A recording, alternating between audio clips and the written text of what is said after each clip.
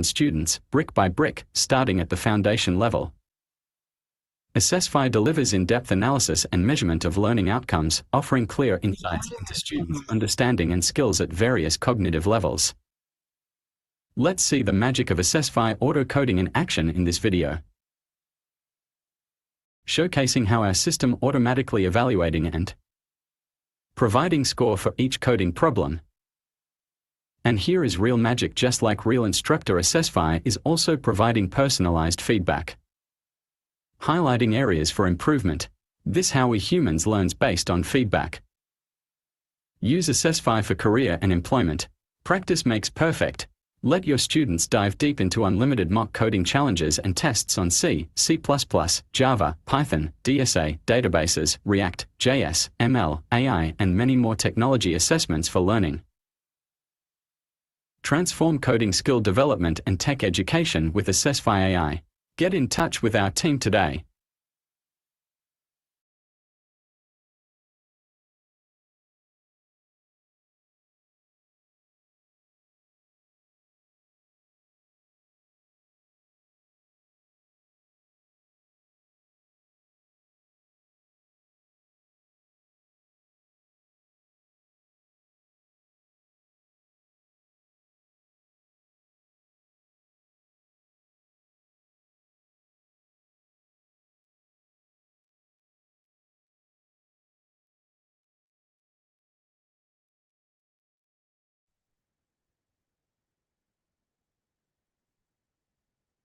Good morning, good afternoon, and good evening, everyone across the globe. Welcome to today's discussion on how AI is reshaping coding, education, and employability. I'm Malecki, co-founder of Assessfy, and I'll be your moderator. Before we dive into our discussion, allow me to set the stage. Now, imagine if every assessment could not only measure knowledge, but also provide the specific kind of feedback and actionable insights that can help people hone in on their strengths and actually discover meaningful career paths. Consider the impact that could have on creating a world where equitable opportunities in education and career are accessible to all, regardless of social, economic, and geographical barriers. That's been the vision behind Assessfy, and we've already begun to make that vision a reality by developing an intelligent assessment infrastructure that goes far beyond grading. It provides personalized feedback and insights specific to each individual learner, and it's already being adopted by institutions across the globe. Now, in coding education, where keeping up with industry demands is crucial, Assessfy supports educators in delivering personalized feedback and learning experience that prepare students for real-world challenges. So today, as we explore how AI is reshaping coding education and employability, we're not just discussing technology. We're advocating for a future where education is inclusive, empowering, and accessible to all. So with that said, I'm delighted to introduce our esteemed panelists who bring deep expertise in computer science education, AI, and career development. Their perspectives will certainly enrich our discussion today, and we are honored to have them. So without further ado, let's welcome our distinguished speakers. And if your camera is not already on, if you wouldn't mind kindly turning it on as I call your name. We have Dr. Christelle Scharff, Associate Dean and Professor of Computer Science at Pace University. Dr. Cole Smith, Dean and Professor of College of Engineering and Computer Science at Syracuse University. Liu Belene, Assistant Director and Career Coach at Dartmouth College. Dr. Chetan Jaswal, Associate Professor of Computer Science at Quinnipiac University. Bhupesh Daharia, CEO of Aegis School of Data Sciences. Dr. Gabor Melli, VP of AI at Legal On. And finally, Jack Hassel, co-founder of Siegel and Assessfy. So for the next hour, we will have a panel discussion on coding education and AI's transformative impact on learning methodologies, assessment practices, and career readiness. This will be followed by a brief demonstration of Assessfy, a quick Q&A session, and finally, closing remarks. Now let's dive into our panel discussion.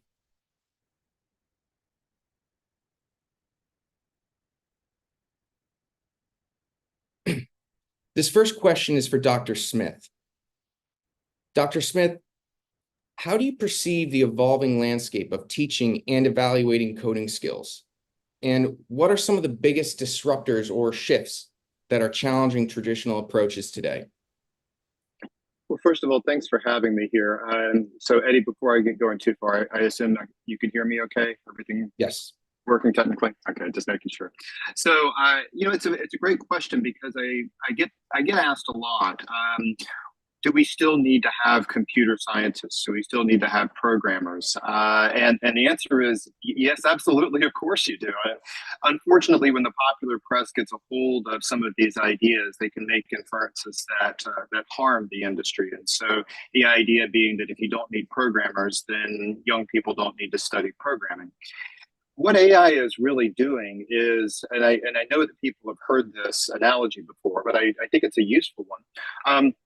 It's a calculator. So it helps us do certain tasks that would normally be manual, subject to a lot of errors and rework. It helps us do those simple tasks very quickly. The truly creative innovation, checking for how do you implement something as efficiently as possible? What creative things can you do? How do you leverage the hardware that you're on within your programming? You can get great ideas from AI, but at the end of the day, it needs to be the person who's implementing this to figure out those intuitive leaps. Humans still have a big advantage there on a broad scale. On a very narrowly defined scale, the computers have the advantage. That will continue to shift as we go. However, having people that understand how to leverage artificial intelligence, whether it's in business applications or whether it's in technical applications and trying to program as you go, is a really, really important skill. And so the foundations are going to be irreplaceable for the rest of my lifetime, for sure. But thinking about how do you not have to reinvent the wheel every time, and I can talk more later. I know we've got a lot of other panelists to talk to, but how do you not reinvent the wheel every time? When do you use this? And how do you leverage what AI does best to your advantage is still a very, very important skill. Thank you, Dr. Smith. This next question is for Dr. Joswal. Dr. Joswal, based on discussions that the Assessfy team and I are having across the world, we're finding that educators are spending anywhere from 10 to 60% of their time, obviously dependent on resources, conducting assessments, evaluation, grading, and providing feedback. And my question to you is, how might AI-driven auto-grading systems transform these processes in education compared to traditional methods? Well, first of all, thank you, Eddie. Happy to be here. And thank you to all the fellow panelists. It's a pleasure to be here. Coming to your question, Eddie, I think I'll sort of loop back to what Cole said earlier. I always say in my classes, like, a programmer, will never, in future, AI will not replace a programmer, but a programmer knowing and using AI might. So that's where I think we are headed. But coming back to how AI could make job of educators much more streamlined, if you will, if not easier. Especially it comes with the idea of LLMs. I think that's where the entire industry has seen tremendous growth. I mean, we have been using, as educators and programmers, AI from several years, if not decades. But it's not really, wasn't really AI. It still probably isn't AI, if you will, because we are way far from singularity. And that's where the AI part comes in. But it's mostly machine learning, if you will. And LLMs actually transform the entire globe, especially that's where the ChatGPT comes in. And I think as an educator, using LLMs to our advantage is probably the best thing ever.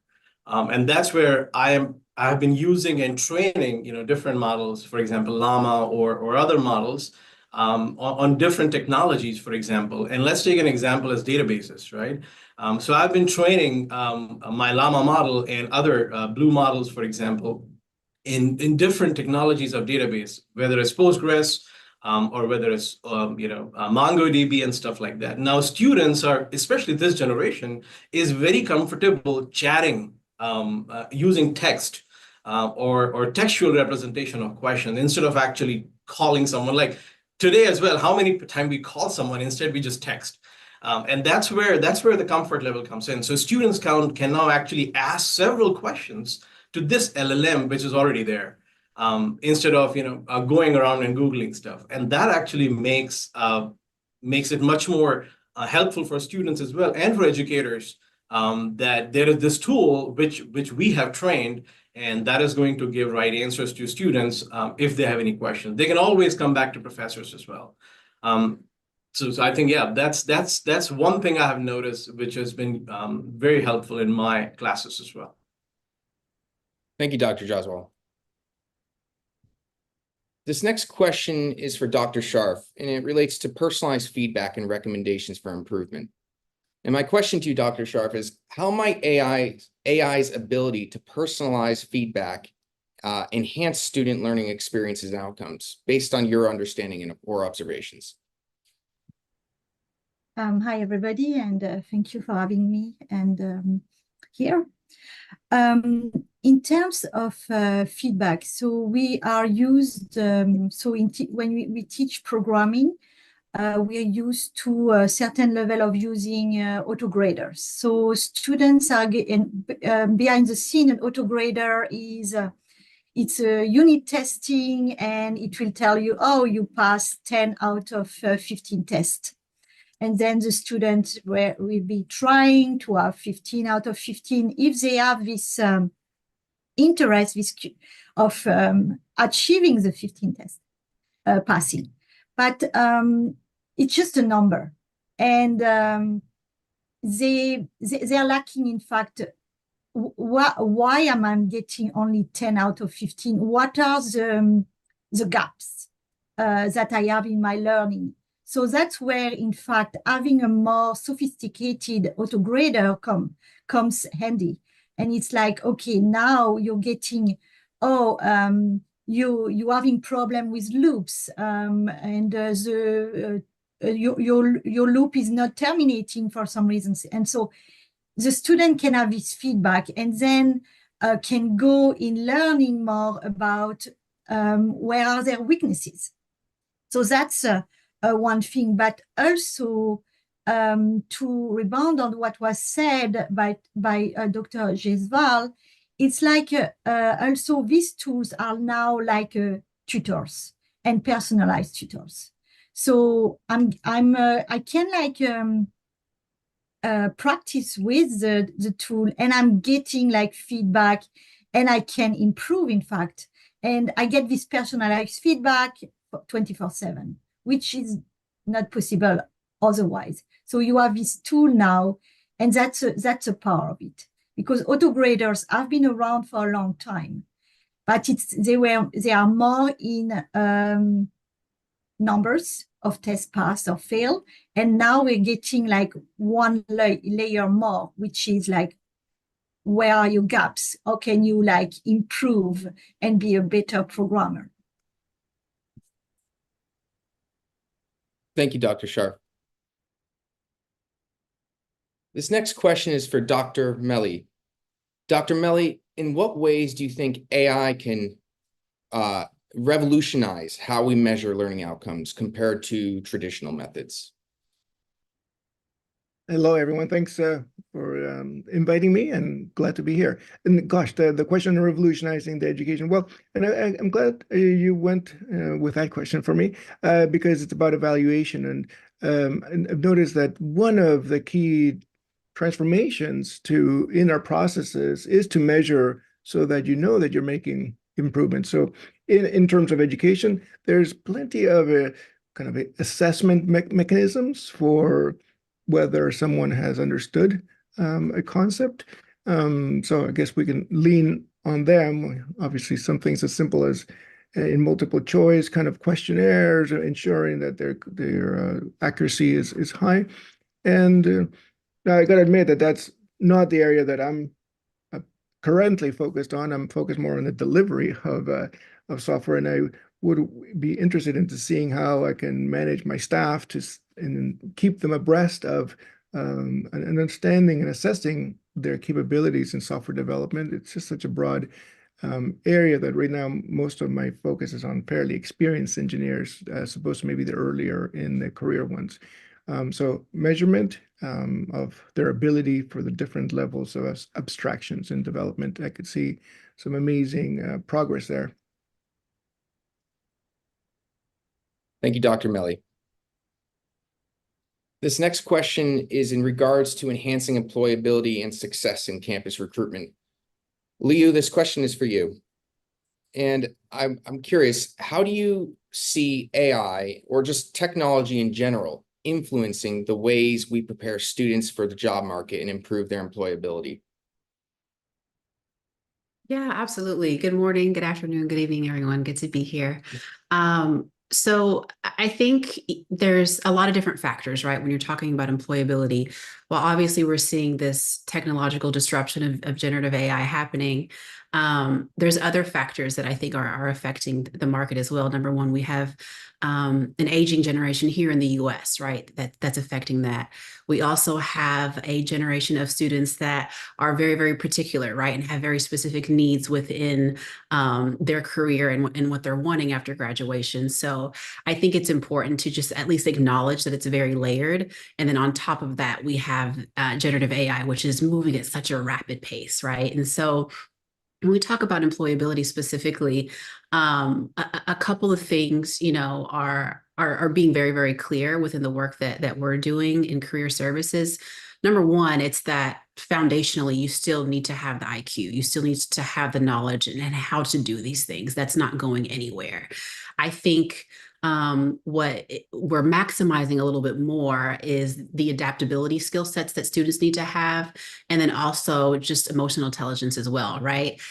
Being able to collaborate, being able to critically think, like all of those skills I think are being maximized now because you do have these new tools and technologies that are able to essentially free up your time, right? So that you can do those human skills. So I think from an employment standpoint, what we're hearing from employers is while you still obviously need to know the foundational skills, the skills of really just being a human being are being maximized at this time. Thank you, Leo.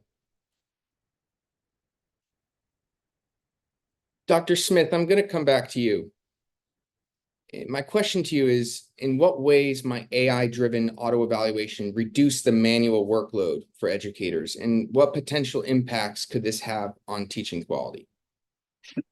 So for any of my friends here who have tried to grade 100 coding assignments, each of whom did it a slightly different way, and trying to investigate one by one whether or not they were correct. There are better ways to spend your Friday nights and your Saturday mornings and your Saturday nights and your Sunday mornings. It's a little bit tough. So having this reference before to auto grading absolutely really helps for a time saving. But there's something else that I think that's really important, and that is that as you know, my colleagues and I talk about teaching and how easy or hard it is, and it's not necessarily do I have a very talented class or do I have a class that doesn't have as much experience. It's when you have a mixture of those, and I mentioned these class sizes, but they can get pretty big, and so it's like driving on an interstate where I'll use English units, your imperial units, but it's like driving on an interstate where some people are driving 40 miles an hour and some people are driving 80 miles an hour. It's very difficult.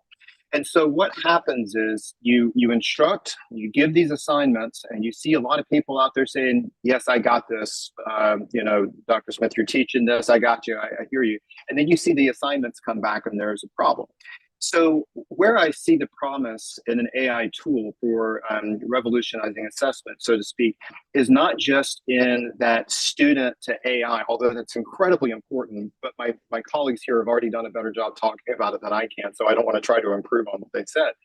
But it's also from the instructor side to say, okay, if I have a good sample of 100 different AI responses, and they can then show me something about here's where your students are struggling overall. Here's the concepts they're really having a hard time picking up. That really helps me figure out, okay, I haven't been able to, during the middle of the class, dynamically pick up on where some of my less experienced students' problems are. But this tool gave me a sense that when I taught, maybe I was having a bad morning, but I forgot to teach them something on syntax, or I forgot to teach them how do you use nested for loops or whatever it's going to be. So I feel like it not only helps the student, but it's incredibly important for the instructor. And like I said before, how it helps the students, my colleagues here have done a fabulous job of talking about already. Thank you, Dr. Smith. This next question is for Bhupesh Daharia.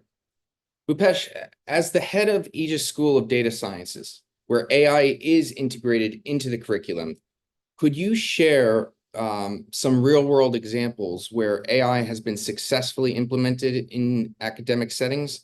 And additionally, what do you believe were the key factors contributing to their success? So I think, Eddie, Dr. Cole has already pointed out that if you have the large class, then evaluating these assignments, right? And specifically, these codes are artificial. They are not a natural language.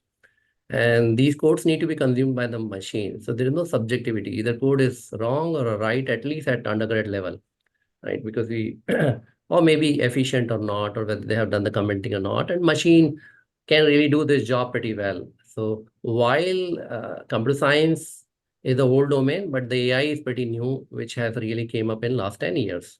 And every week, some new research paper is coming, which puts a huge pressure on individual faculty. So let's say, example, I teach deep learning. 3 years back, we were not teaching transformer network, and now transformer network is already there. And then reading those research papers and making them student understand it is extremely difficult, because faculty also human being, they really need time. And typically, any faculty members spend, at least in India, 60% of their time on evaluation of the assignment, because the faculty do not get the TA. They have to really, say, formulate the assignment. And as a faculty member, I can really tell you, the easiest task for me is teaching if I have already taught that concept for the last 10 years.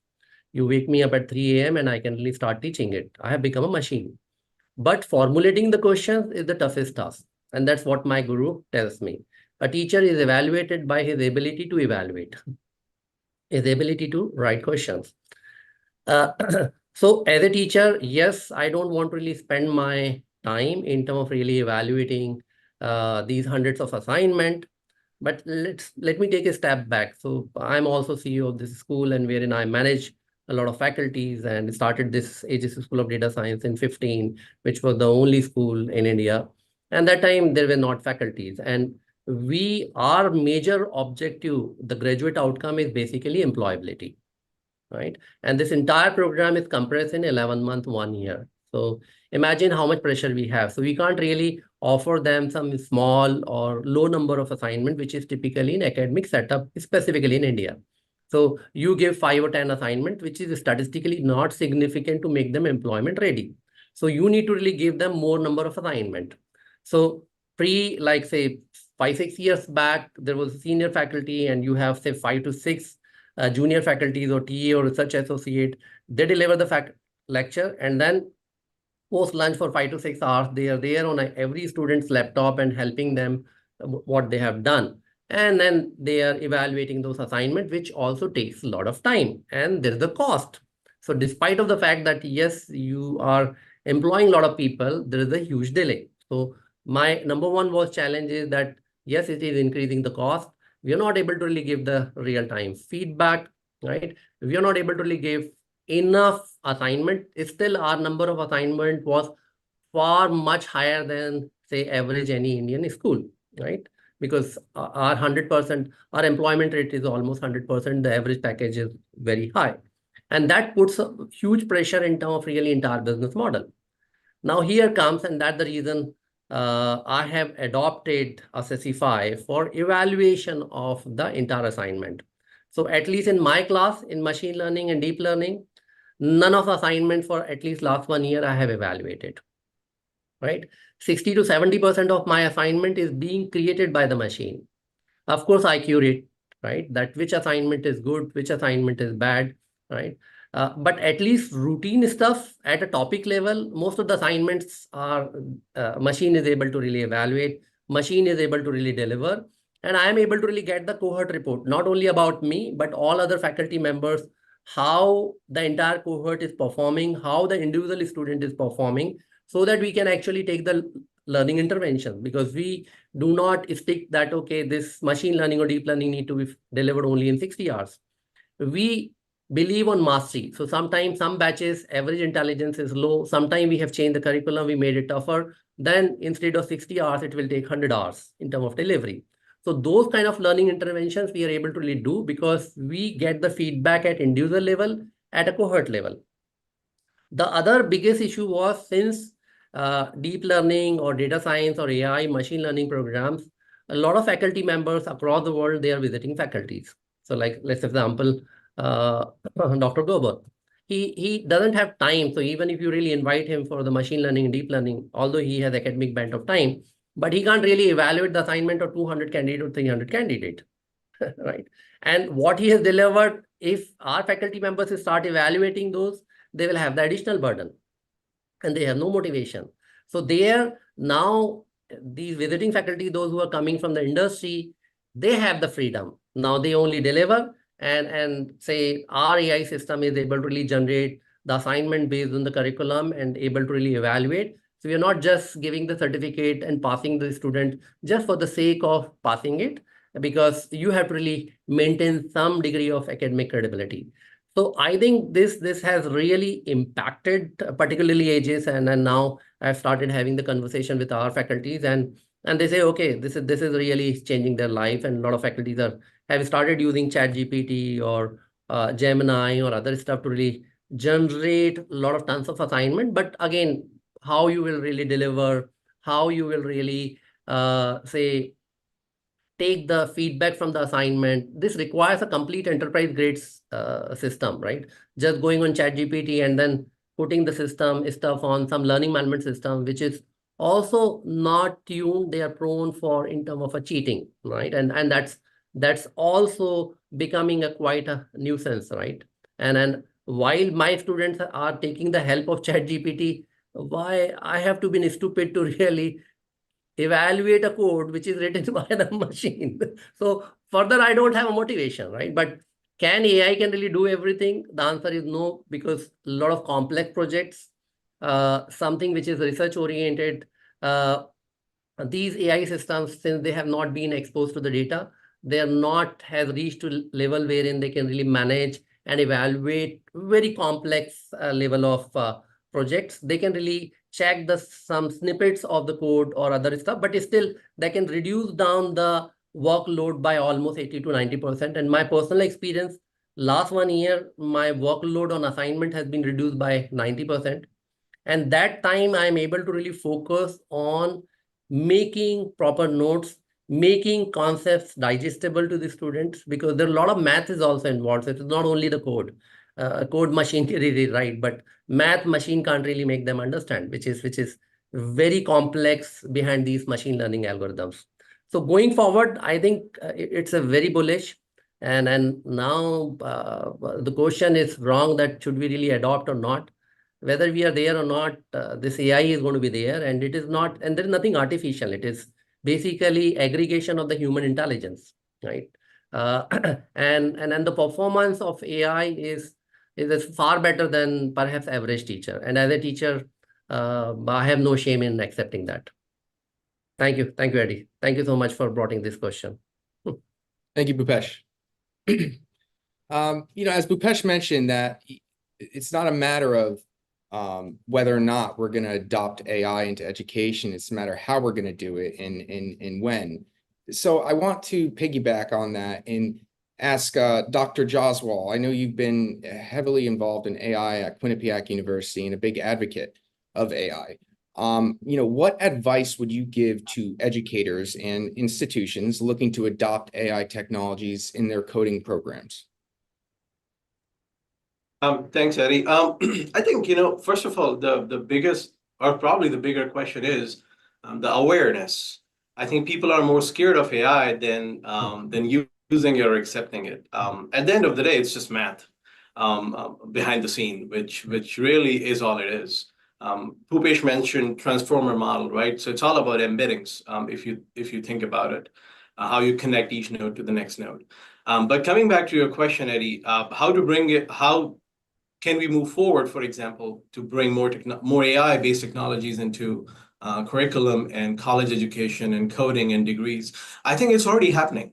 And if people, or not people, but institutions who are not, probably they're going to get behind, because this technology is not going to stop for anyone. One way or the other, it's going to find its way. Bhupesh also said that students submit their code from ChatGPT, which is 100% true. Like, everyone does it. You believe it or not. So moving forward, I think most of the computer science, and especially the cohort of faculties that I am involved with, computer science education, I think we are moving forward to a model which is less focused on assignments and homeworks. Right. And more assessments are being done that doesn't involve take-home work or anything that student can copy-paste. And that's really the model we're moving. Now, I do not want to sort of degrade the importance of homeworks and assignments. And that's where these technologies that can help us assess submissions could be fantastic.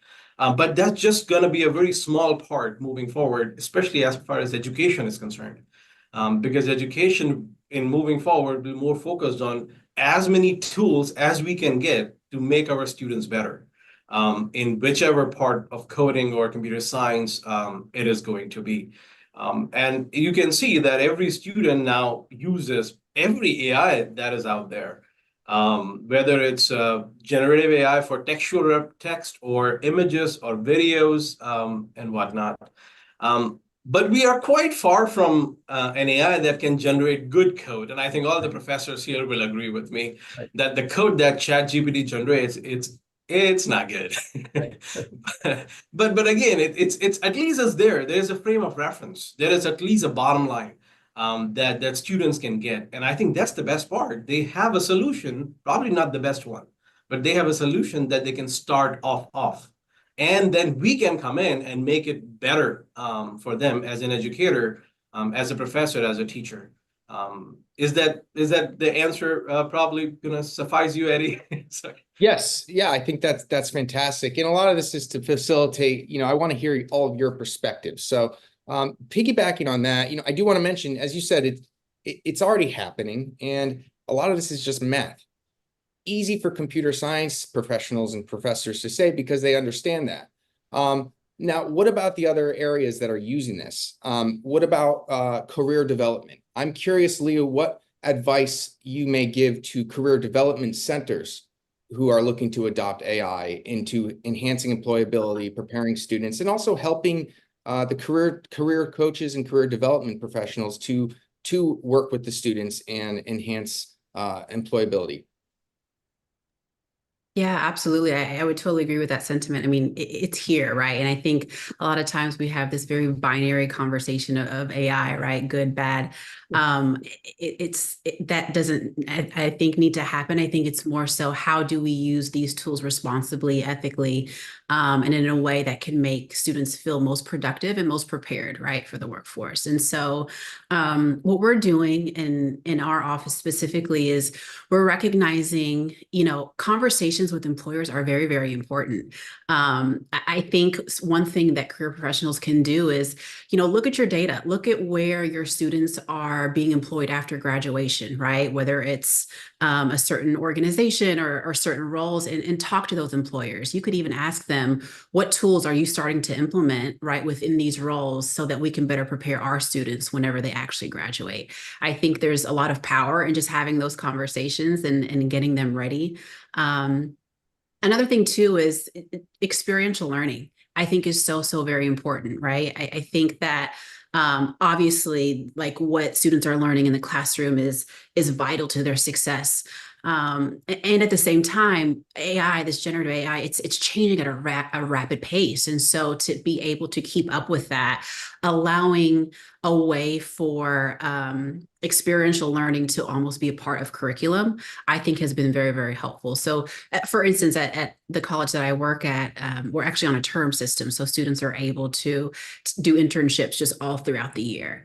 And maybe that's not something that your specific institution can do, but what are ways where you can introduce your students into the workforce, maybe it's through externships or career treks, right? Things like that, to where students can become more familiar or understand how AI is being used. I think that is also really, really important. And another thing that I want to mention too is there's this like fear, right, of job replacement. There's a law that was just passed in California, I believe, right, a state law where it said that you need to have a human being teaching at state community colleges, and it cannot be a bot. So that is showing us that job replacement is really something that's being thought about. But what we're seeing in a lot of different data is that it's really job augmentation, right? Especially for the students that we're coaching and students that have the 4-year degree. So with that job augmentation, I think it's just getting the knowledge, like what's being augmented, what do I need to know, what do I not need to know, and how do I leverage that to the best of my ability. Great. Thank you, Leo. Can I loop back to that, Eddie? What Lou said earlier. So I think you're absolutely right, Leo, that this is moving forward at way faster rate than anyone anticipated. However, I think, and again, what you said, Eddie, earlier, for non-CS folks, how this can be explored, I think we already are. If you think about it, that the employability is one part, and the other part is employability readiness. Are our students ready to get into the workforce? Whether it's STEM-based field or non-STEM-based field, I think AI tools are making a difference already. I'll give you a real example. Like pretty much every student I know, CS or non-CS, uses AI to prep their resume. Probably to the best industry standard there is. And there are several tools online, really good ones. They'll help you to do that. There are tools, and we are working on one for assessing interview answers and questions, whether it's HR questions or whether it's technical questions that students face in their interviews. And again, it doesn't have to be a technical job. It could be really any job. And I think these tools can help us prepare our students so much better for the workforce than 5 years ago, if you will. Dr. Chetan, I would like to pitch in over there and give the example, and you have really picked up this. We are teaching them, right? Are they really learning? Are they really employment ready? And that is one of the major graduate outcome everywhere across the world, whether it is US, India. And in my earlier experience, I have seen that typically the employability in India is very poor, 3% to almost 15% for engineering graduates. So you have to really check whether they are really ready for the employment or not. So one of the student, say a couple of months, came back to me that, yes, I have appeared for almost 15 interviews and I'm doing pretty well. And I don't know why I'm getting rejected. So I said, this is a contradictory statement. If you were doing well, you could have got the job. So there's some issue. We also organize, so our Career Development Center organizes the mock interview. And different professors, they also sit in the mock interview, but human has a capacity issue. So they can not really ask more than 5 questions or 6 questions per student. And if you have a large number of tens and thousands of students, it is not possible to really do that. So what we did, we put this student through this Assessfy system for mock interview preparation. And believe me, very next day, by evening, we got the report and we realized that this guy was, so let's say example, if I ask you, okay, tell me about CNN, okay, he just speaks 1 or 2 lines and that's it, right? So when interviewer asking you, he is asking you to really go deeper, right? Unless he doesn't start asking the next question, you're not supposed to really stop. And we could really diagnose that, yes, what were the issues? And then he started really working. And within a month, he could really fetch the job. So that level of personalization, which was not possible, which has been the talk of most of the conferences, personalized learning has become reality, and I've been dreaming for last 25 years. So glad that we have entered into this era, and so glad that students being liberated because of say logistic issues and capacity issues, or perhaps incompetency of the teachers. They have been liberated. But that's a good point, Bhupesh. I'm glad you said that. I think we all, and again, I don't want to, take all the time, but I just want to take 30 seconds to mention here that I also work on how to use AI for loneliness and depression. Yeah. And especially with I have seen that, especially in the last few years, I would say, probably post-COVID or probably, around COVID, it started. The mental health of students is very important. And I think AI is already helping there, whether it's students or even like elderly. And I think AI is making a difference there. And like tools like LEQ, for example, are fantastic, especially for having that conversation, or a 24/7 conversation, if you will. So I think that's fantastic. That what this version of AI is doing. Excellent. Thank you, Dr. Jaswal. Thank you, Bhupesh. This next question for Dr. Melli. You've had a lot of experience integrating AI solutions across many sectors. And I'm curious to hear if you could speak a little bit about your experience with that and some helpful tips for institutions looking to do the same. But I also want to ask you the question of how you foresee the role of AI evolving in the next, let's say, 5 years, based on what you understand and how you would relate that to the context of computer sciences, coding skills, and employability.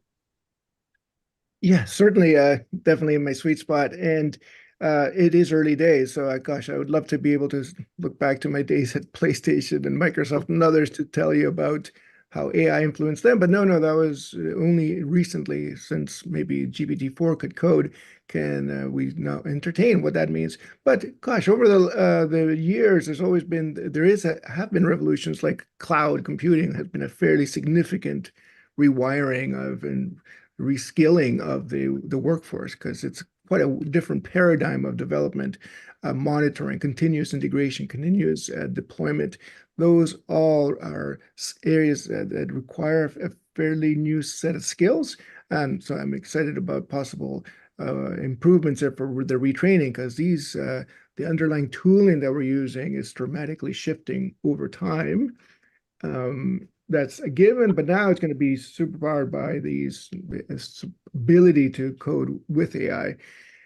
5 years is a good time horizon because it's still super early days. The revolution's already here in terms of being able to use these tools, as generative AI tools for supporting on code. Some of the more practical ones, like creating a regular expression, used to be an art form that some had and some didn't, and now that's been somewhat democratized.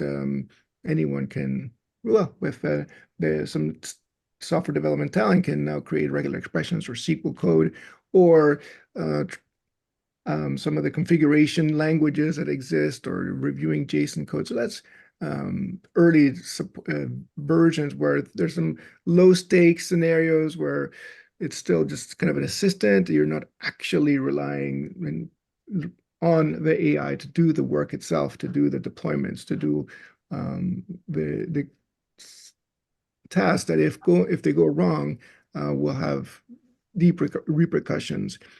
So low stakes. In 5 years, I could see that continuing to grow as our AI learning and training computers at data centers become ever more powerful. Early days, so what we've done is to start a kind of internal group to really assess how we can transform our technology, because in our development process, because it's still so early that it's a bit of a Wild West. And so each company will have its own way and areas of opportunity. Thank you. Thank you, Dr. Melli. Dr. Scharff, I'm curious, from your perspective, and I know you're very heavily involved in AI, as far as I think the co-director of the AI labs at your university. What do you foresee as the most significant upcoming developments in AI that could influence the future of education, in coding, but education in general? Well, that's a difficult question. I think currently we focus a lot on LLMs, but probably in the future it will be something different from LLMs or from all of these generative AI, because generative AI really is like such a subset, small subset of AI.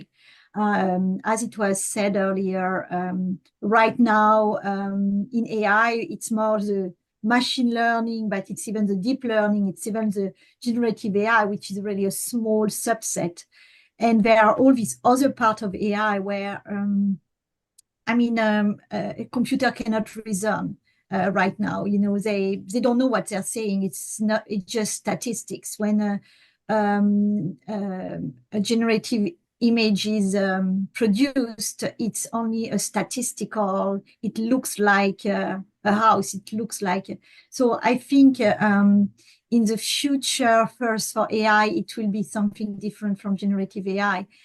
For education, for the education sector, I mean, every tool that will permit our students to learn better, to be more engaged, to be better trained for lifelong learning, professional life will be super important. I just wanted to come back, however, a little bit on the coding aspect. I mean, teaching coding has changed over the years. Okay, there are always the same questions. Do you teach Python? Do you teach Java as a first language, and so on? So there are still all these questions. What changed with generative AI also is there's some of a paradigm shift, because you're getting an answer, but the answer is not always right. And that's completely paradigm shift. So we need to tell students, we need to train them in like, okay, you're getting an answer, it's not completely right. Maybe you're right, the machine is not right. And that's maybe also difficult for some students to understand, but also it makes some students also that they have to say, I'm right.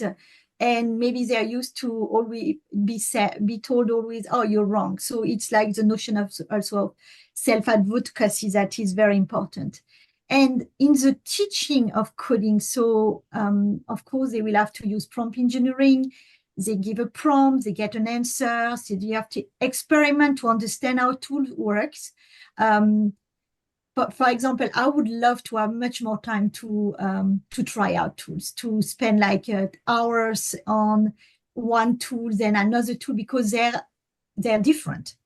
And you get an answer. The answer is also indeterministic, which is also not something that is students are used to determinism. Yeah, you have a program, you give an answer, you have always the same output. So that's also important. And they get an answer from the LLM or from the system. And as Leo was saying, I mean, critical thinking is still very important. And our student will need to be able to read code.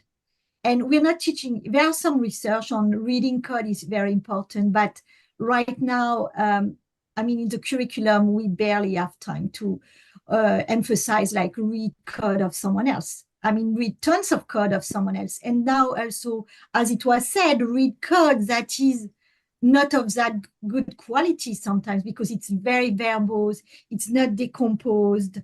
It uses sometimes libraries that the student don't know about.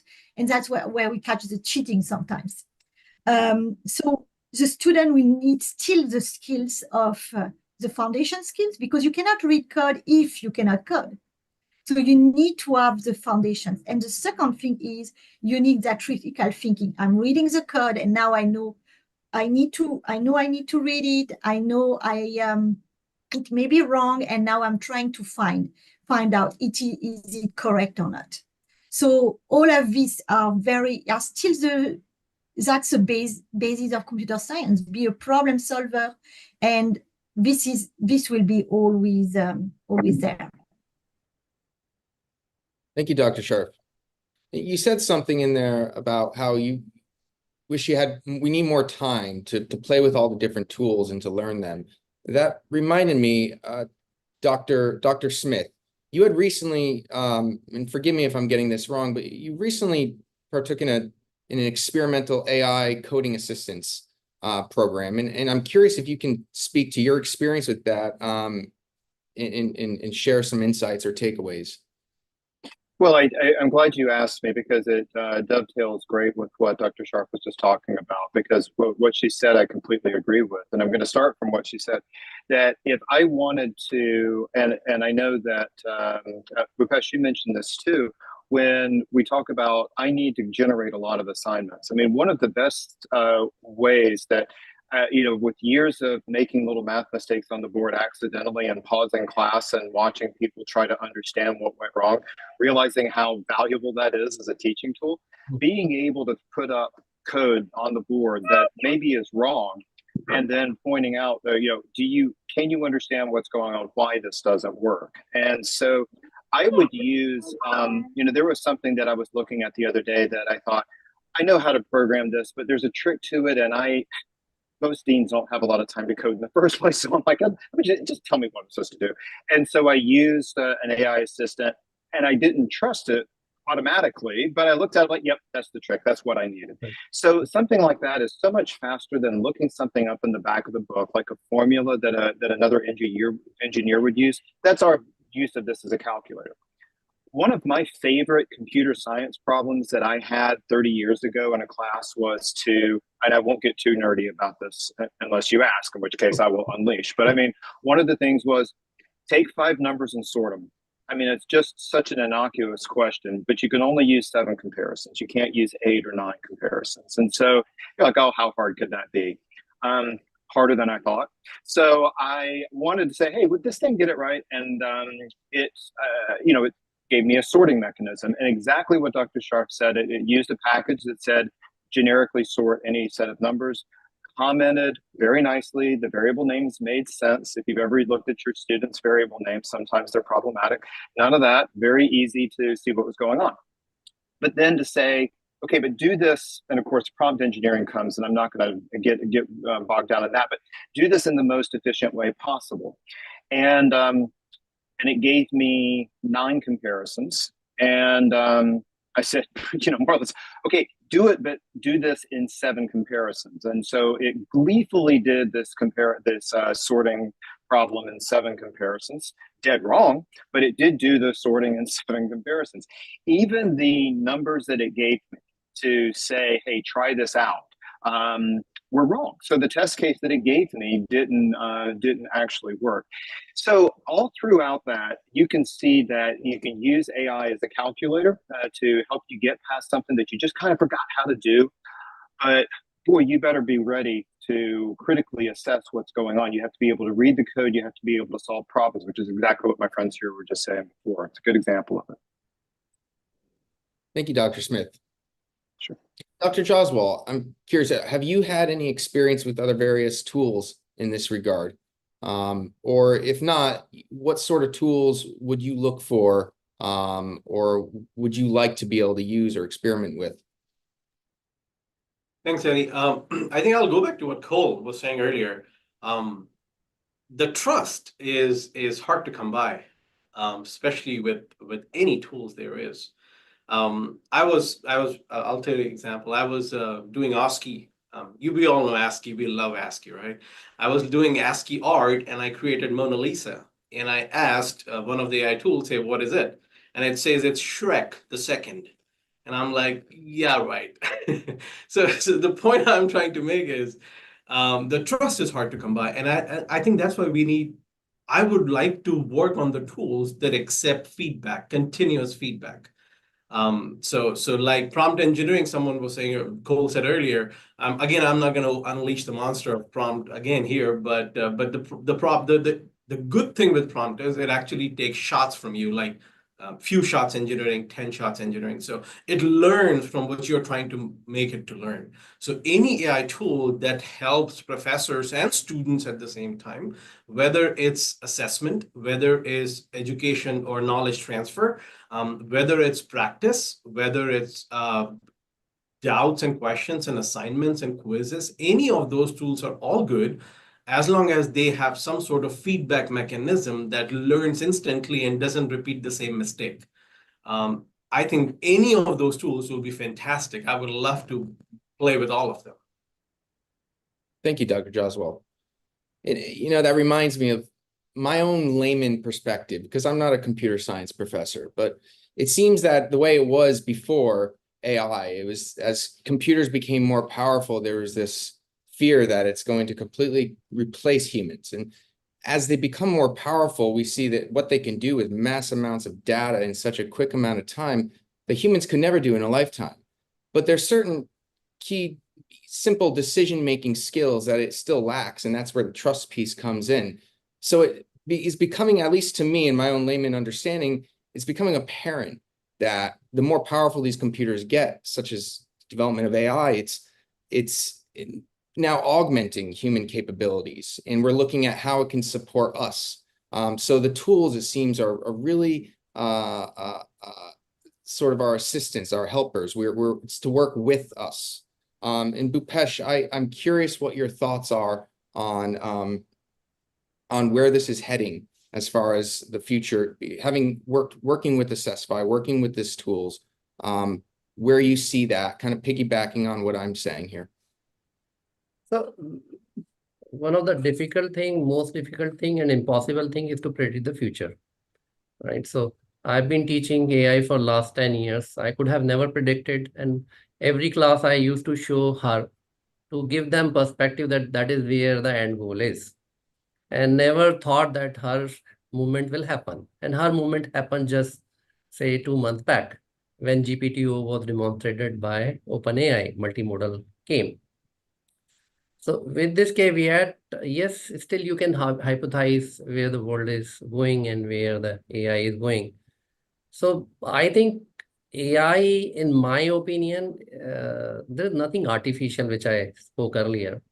AI is simply an aggregation of knowledge which is available, right? So from where AI has learned that to give the feedback on what code we are writing, whether the code is right or wrong on each line, just like a professor, because it has learned from the code we have written, we human being have written. So whatever the code which is out there in the public domain is already being fed into these large language models. And that's where they have learned. And there's nothing artificial about that. The only thing artificial that without human help, they're able to really do it, and perhaps in much more proficient way, right? Where they're feeling, and just like as a human being, I will also fail. If you ask me some questions on some subject or some problem which I have not solved, I have a difficulty. And likewise, that intelligence, which is a digital intelligence rather than artificial intelligence, we should really call it digital intelligence. Digital intelligence has not been exposed to the data. But earlier, we as a human being, we used to think that AI cannot really think. And of course, that's the truth. It's all mathematical calculation only, which appears that like intelligence, but the outcome is magical. And we also don't know how our human brain works, right? So whatever we have learned based on that, we are able to really produce and give the feedback. So I think slowly and gradually where the AI is moving is coming closer to the human being. And with multimodal, right?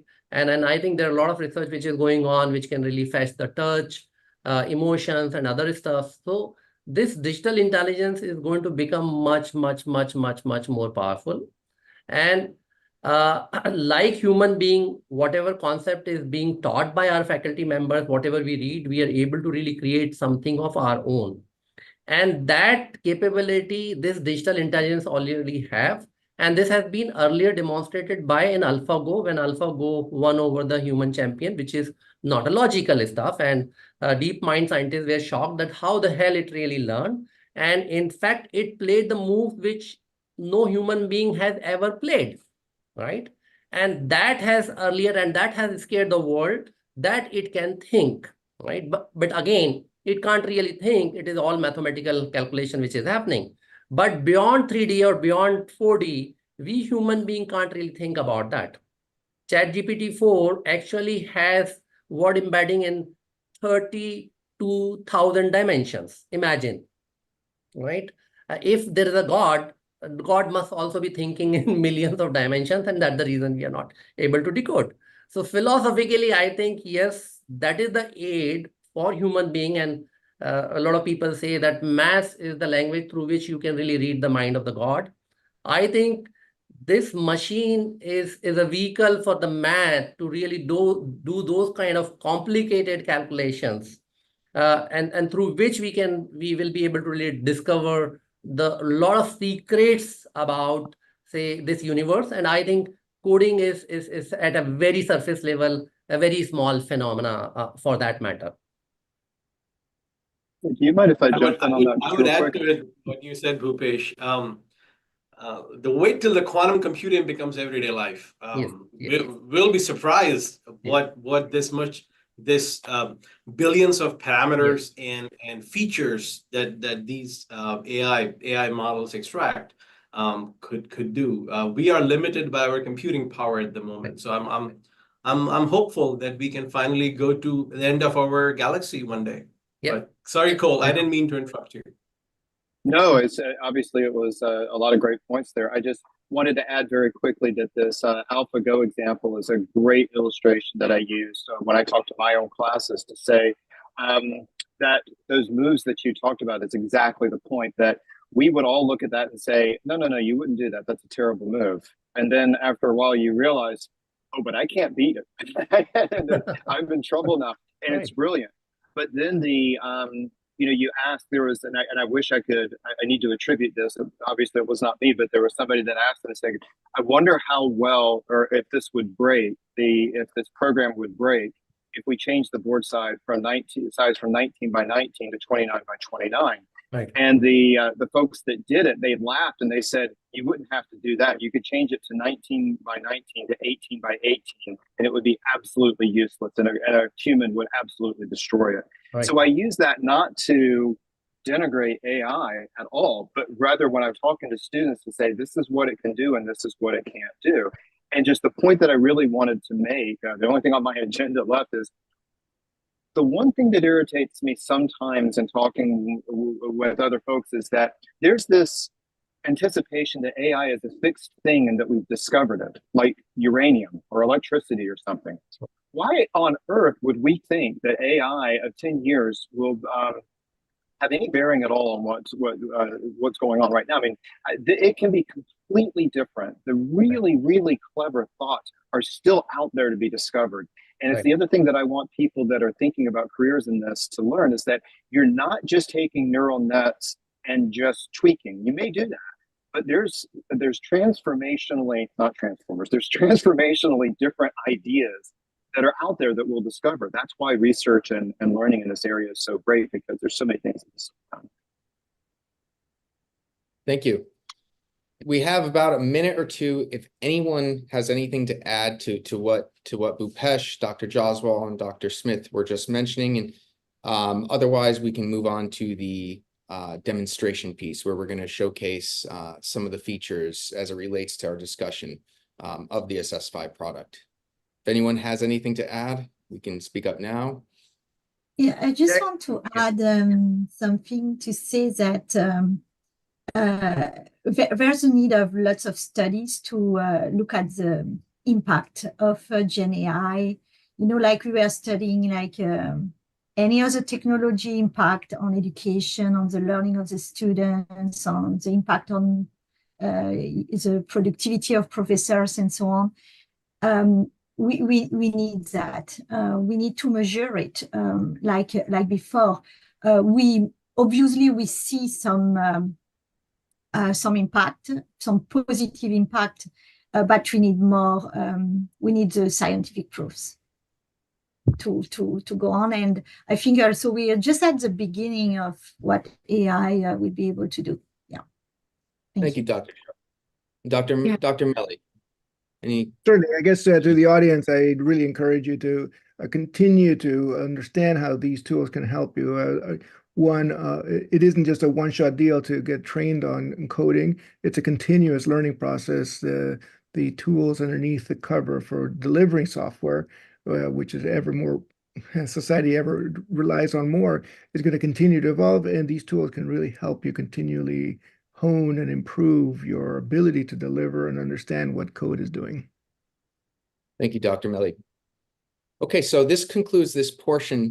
I'm sorry, if I could just add one point, Eddie. Please. Yes, please. Thank you so much. I wanted to piggyback off of all of my wonderful colleagues' comments here of that trust factor, and in career services specifically. Obviously, we're using the tools that will allow students to actually, review their resume and cover letter, right, so that we can have more direct student intervention and not have to be so consumed with those tasks. But we're still getting students saying, can I get some human eyes on this just to make sure it looks okay, right? So that trust factor still does exist, absolutely. And we're recognizing that. But I just wanted to leave one piece of advice for that employability piece.